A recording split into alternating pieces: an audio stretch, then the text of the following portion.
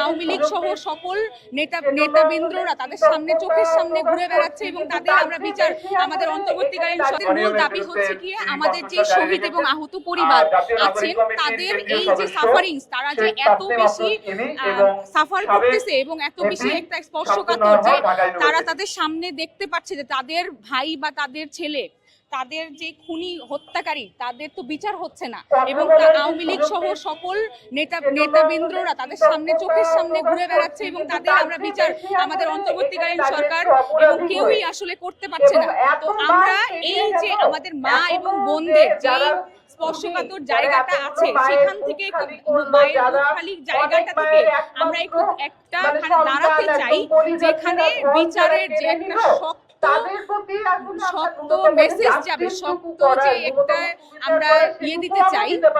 এই জন্য আমরা আজকের এই প্রোগ্রামটা আয়োজন করেছি। এছাড়াও আমরা দেখেছি যে গাজীপুর কিছুদিন আগে গাজীপুরের যে আমাদের ভাইদের ওপর হামলা হলো, ওখানেও আওয়ামী লীগের আমার ভাই ওখানে একজন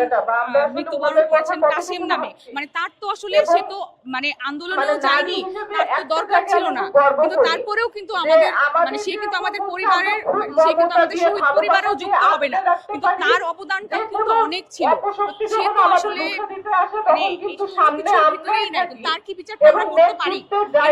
আমরা কি কোনো সময়ই যে আমাদের